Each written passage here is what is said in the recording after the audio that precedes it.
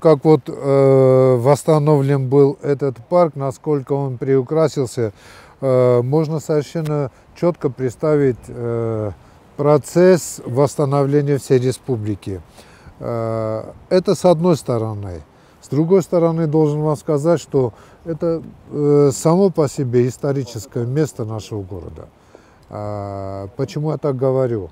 Во-первых, ну, мы все знаем, что в нынешнем году у нас отмечается скорбная дата нашей истории, это столетие геноцида, учиненного правительством так называемой Грузинской Демократической Республики в 2020 году против осетинского народа.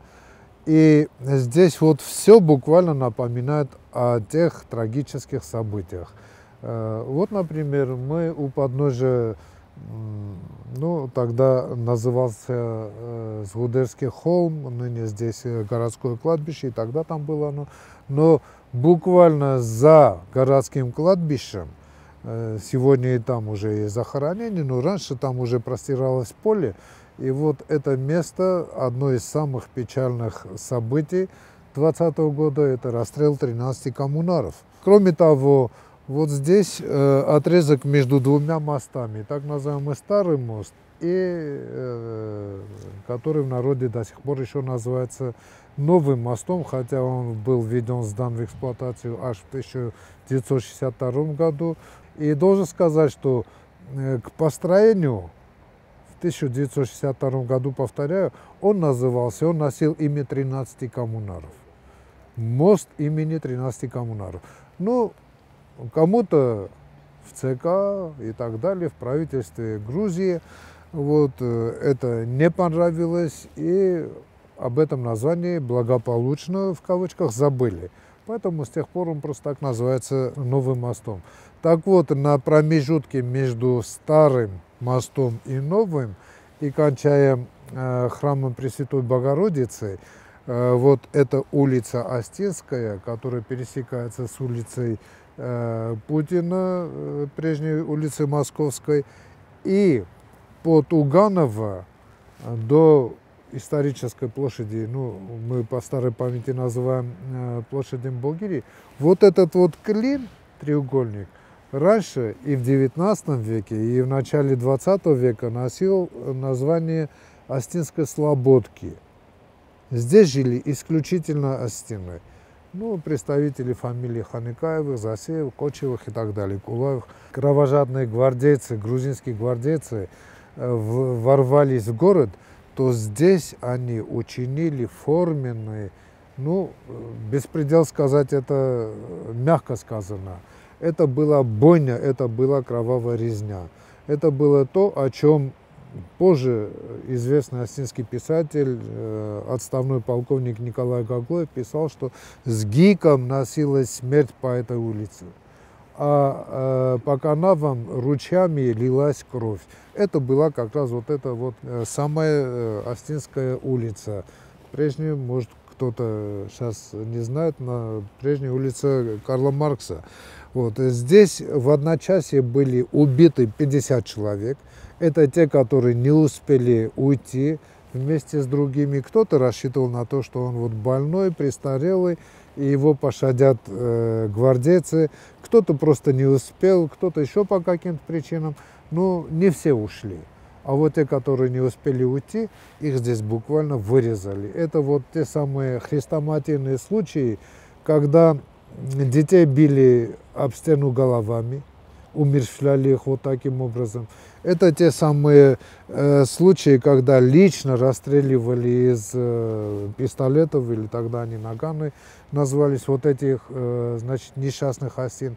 Это те хрестоматийные случаи, когда остины, которые не успели уйти, прятались в погребах, может быть, на чердаках, и их предавали, сдавали грузинам, этим гвардейцам, соседи грузины. Вот это все имело место быть именно вот на этом участке, то есть так называемой Остинской Слободки. Поэтому здесь вот буквально каждая пять земли, она является носителем каких-то исторических событий, свидетелем об историческом прошлом нашего народа. И, наверное, нам неплохо бы знать вот страницы, пусть даже и печальные, пусть даже трагические, но надо это нам знать.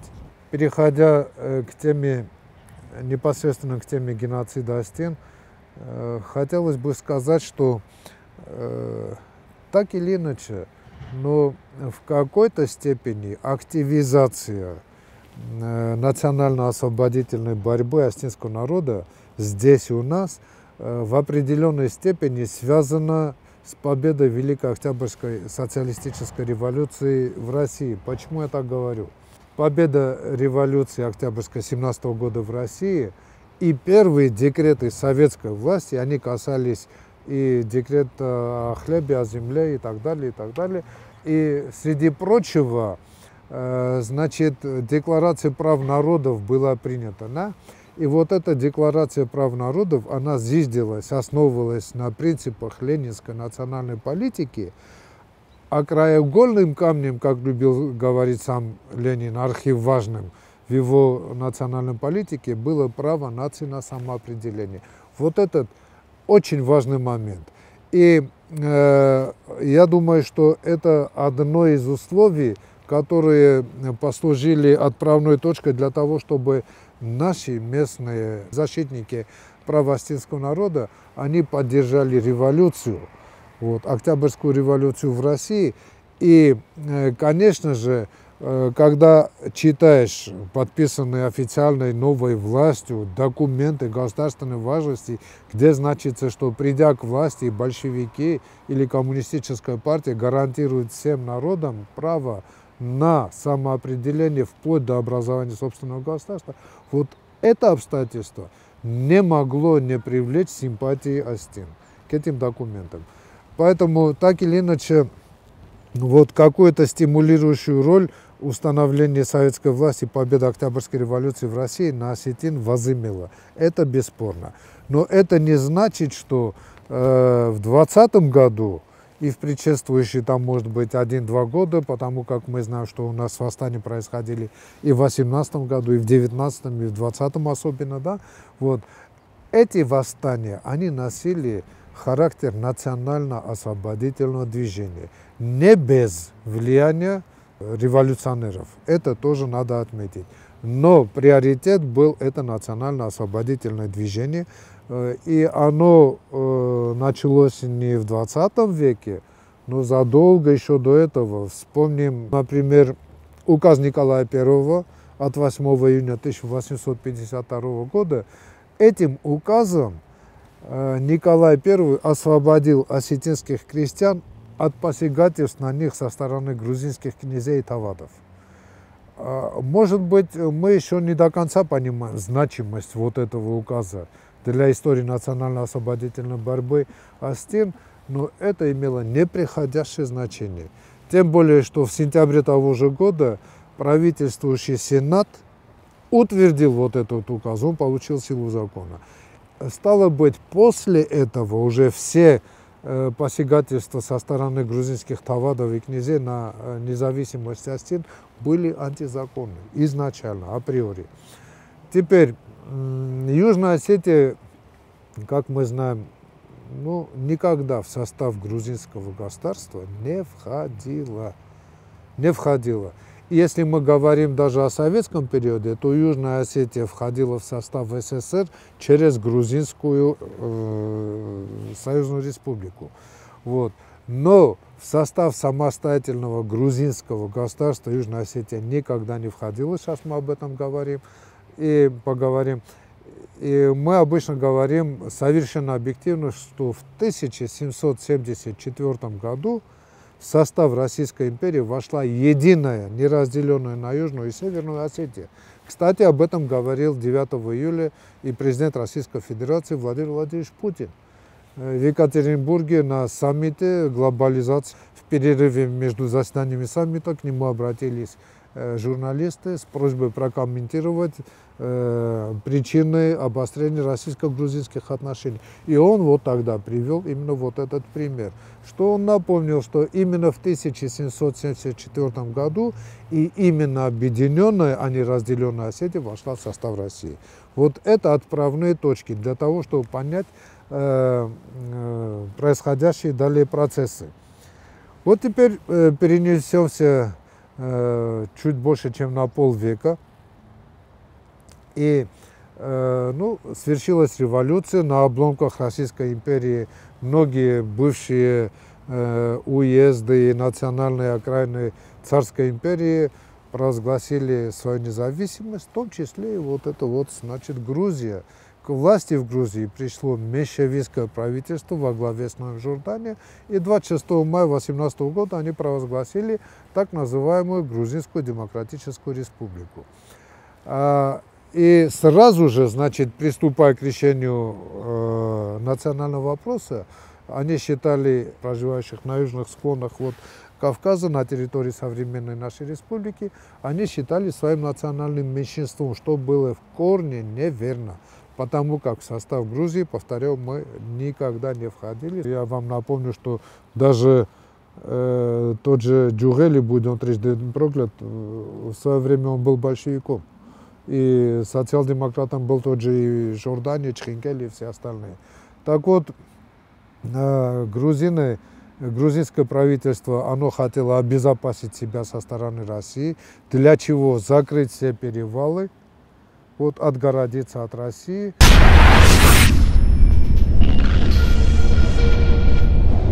Ленин и Сталин подписывают телеграмму, эта копия тоже хранится там в архиве, на имя Орджоникидзе, в котором они предупреждают, что ни в коем случае нельзя начинать восстание здесь, в Грузии. Ни в коем случае, потому что ожидается подписание договора. Они еще не были уверены.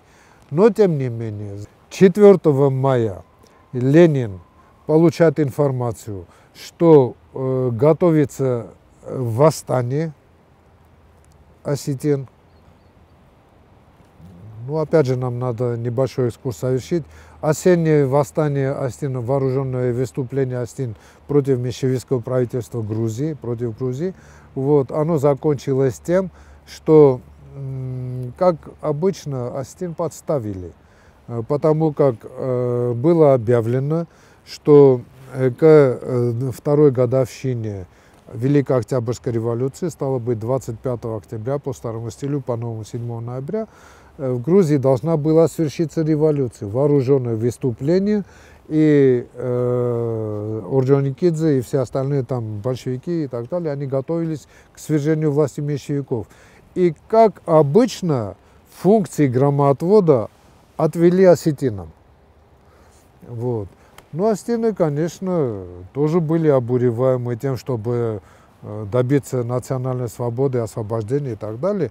Но за несколько дней до начала этого вооруженного выступления из Тбилиси якобы по причине того, что их намерения были раскрыты, и там их арестовали, всех пересажали, погром и так далее, но всех-то они по Грузии предупредили, отбой, не будет выступлений. Одних осетин они не успели предупредить.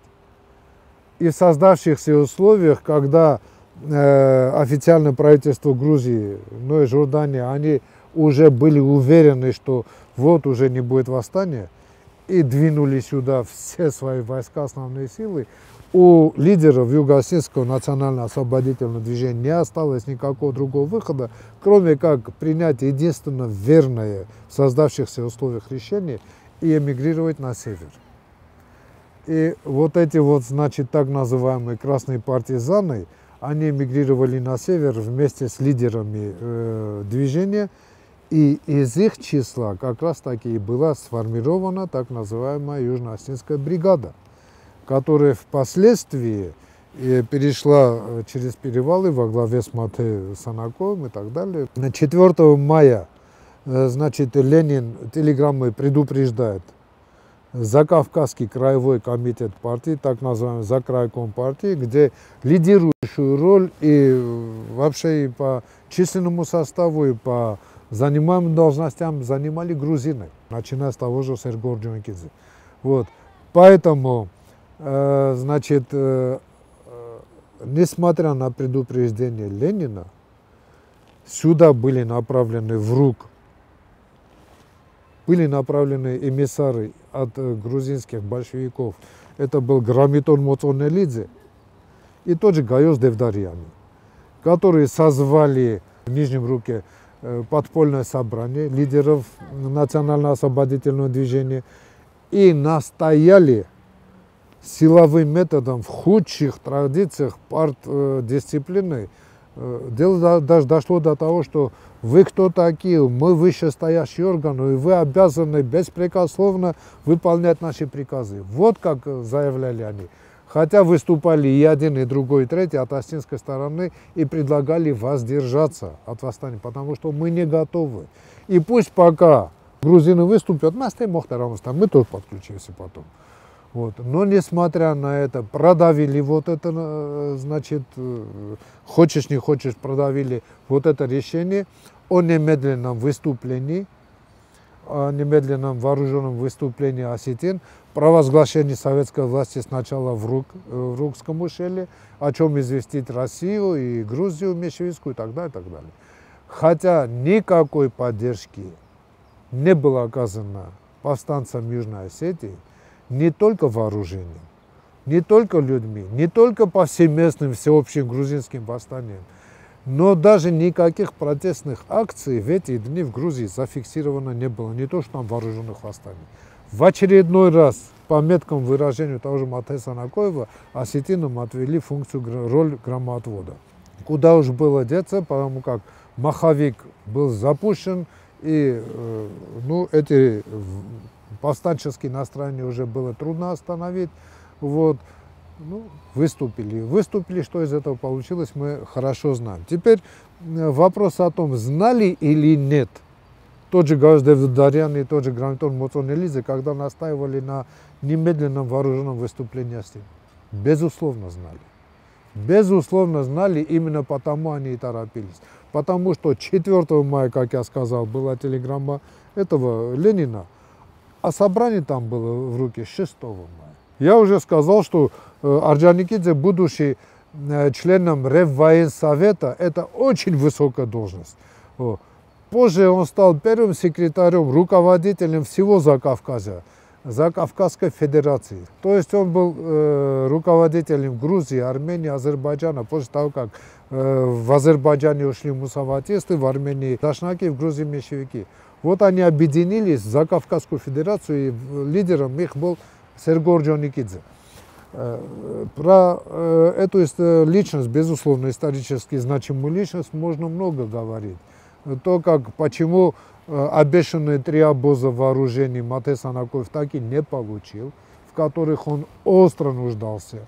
Почему 40 пулеметов обещанных не получила Южная Осетия, более того, разоружили здесь отчасти повстанцев.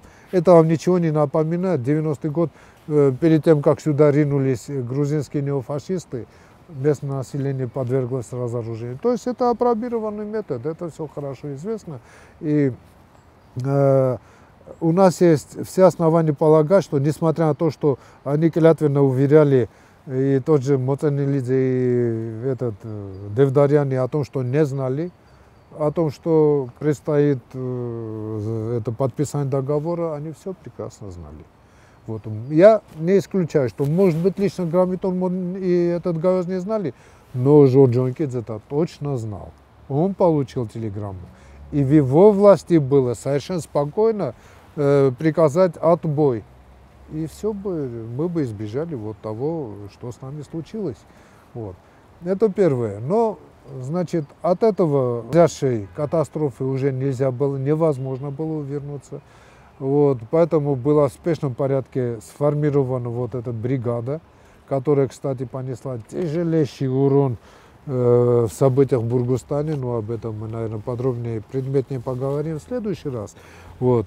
Но значит, в тот год погода выдалась ненастная, и долго они пока формировались, пока шли, и долго еще стояли лагерем в Зарамаге, пока Матес Анакоев не распределил их на 3 отряда по перевалам, Руковшаг, Зикоровшаг, Маговшаг, вот, по которым они должны были пройти.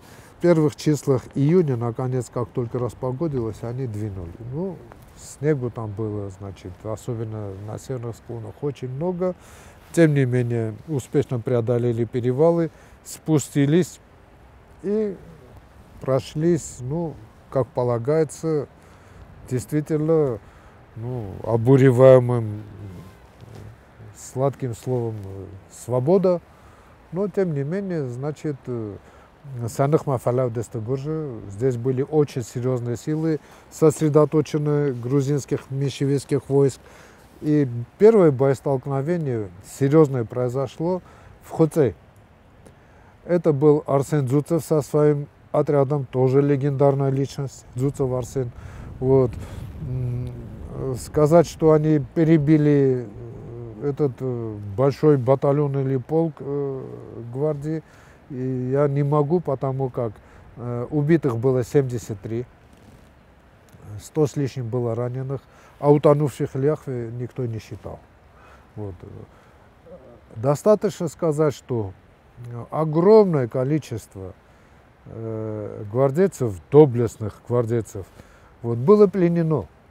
В литературе встречается разное количество. Где-то 480 гвардейцев, где-то 500, где-то до 700 даже доходит. Но чаще всего встречается 500 человек. Их разместили в местной школе пленных.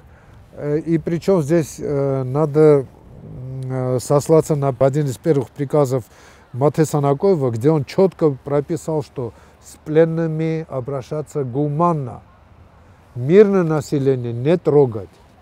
В качестве примера я могу привести даже вот полковника Эрдишерашвили, который был командиром батальона как раз там. Он был пленен, и его поместили в доме Халци Тедеева, вот так его звали, Халци Тедеев. Ему более того даже привели фельдшера, перевязку от анкоту и снять анкоту. И вот теперь можно сопоставить с тем, как вели себя грузинские гвардейцы здесь и как по отношению к их пленникам вели себя остинские красные партизаны. Вот. Но, значит, этих перевели через перевал в Северную Осетию, потому что здесь попросту не было условий их содержания. Охастонджинауди, Дарджинауди, их перевели в Северную Осетию, где их содержали в тюрьме. Но здесь мы наталкиваемся еще на одно «но». Что это за «но»? Далеко не случайны были опасения лидеров юго-остинских повстанцев и национально-освободительного движения в целом, когда, ну, у меня здесь записано, я сейчас не стану это зачитывать, когда они требовали, что ни в коем случае, ни под каким предлогом нельзя освобождать из тюрьмы вот этих плененных. Почему у них эти подозрения возникли? Да они все прекрасно понимали, что председателем Совнаркома, Совета народных комиссаров, по нынешнему это Совет министров, да, правительства, так вот, председателем Совета народных комиссаров Терской республики, области Владиват, в Северной Осетии был некто Квирквелия. Хатырбакян, почему? Вопрос другой. Он напрямую подчинялся, опять же, грузину Серго Орджоникидзе. Вот. И это вселяло тревогу в то, что их могут выпустить. Приказом Квирквели они были освобождены. И в тот же день, или может на следующий день, переправлены через перевал в Вано-Грузинскую дорогу. И что вы думаете, по некоторым данным, которым я не могу не верить, вот, они влились снова в гвардию и отличились особой жестокостью здесь в отношении тех, кто их пленил. Вот вам, пожалуйста, какие выкрутасы иногда можно встретить в истории и какие перевертыши были у власти в Грузии, большевиков и так далее.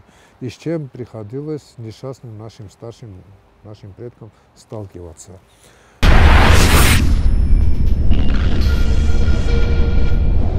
Здесь, пожалуй, я просто отмечу одно важное, что касается каждого, наверное, из нас.